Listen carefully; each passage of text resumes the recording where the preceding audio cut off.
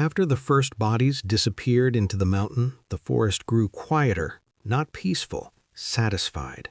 Clara could feel it every time she stepped outside the old house. The soil beneath her boots hummed with life, like a heartbeat buried deep underground.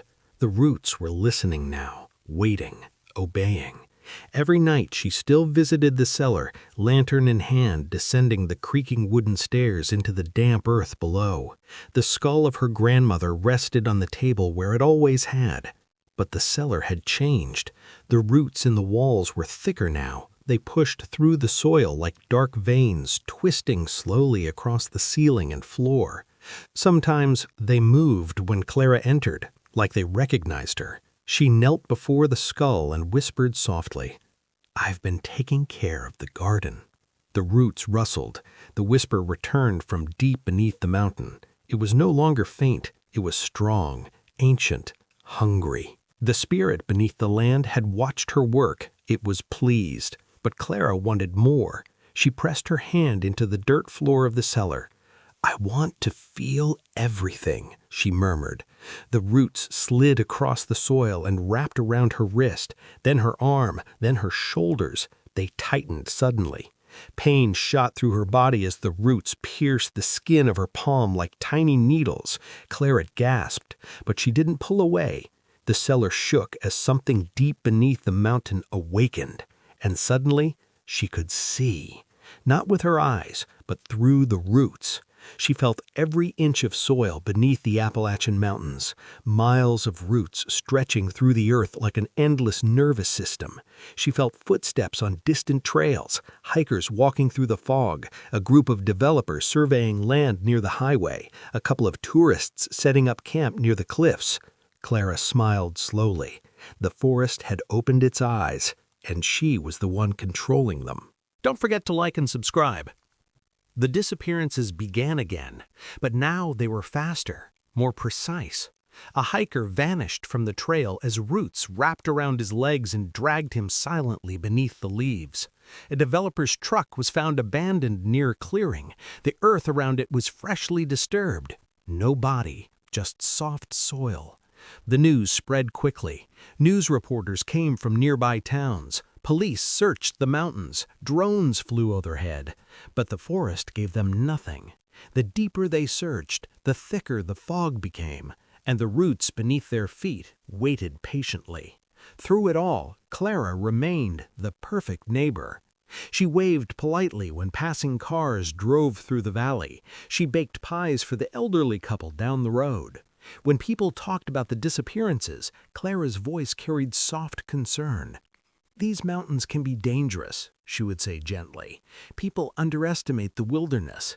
But the neighbors began noticing something strange. Only visitors were dying. Never the locals. Never anyone with family roots in the valley. The mountains seemed to know who belonged and who didn't. Soon rumors spread across the region. The Appalachian forest was cursed. Tourists stopped coming. Trails were closed. Still, people disappeared, and the stories traveled farther, across the country, across the world, the mountain that eats outsiders. But the spirit beneath the earth wasn't satisfied. Every night the whispers in the cellar grew louder, demanding more roots, more blood, more life feeding the soil. Clara began feeling weaker. The power she had taken was only a beginning. The spirit wanted a deeper bond, a stronger connection. And there was only one place where that could happen, the oldest part of the forest. One cold night under a sky without stars, Clara left the house carrying her lantern. She walked deep into the woods, far beyond the trails, far beyond where anyone dared to go. The forest grew darker there, older. The trees twisted like ancient bones. At the center of the forest was a massive tree, its roots spread across the ground like giant serpents, disappearing into the earth in every direction. Clara stepped into the clearing. She placed the lantern beside the trunk and knelt in the dirt. "I'm ready," she whispered. The roots began to move, But Clara didn't realize someone had seen her leave the house. A man named Thomas Hale, one of the valley's oldest residents. Thomas had watched the forest his entire life, and something about Clara had always felt wrong. When he saw her lantern disappearing into the trees that night, he followed, quietly, carefully. Now he stood hidden behind the clearing's edge, staring in disbelief. The roots around Clara were alive, dozens of them, coiling around her arms as she pressed her hands into the soil.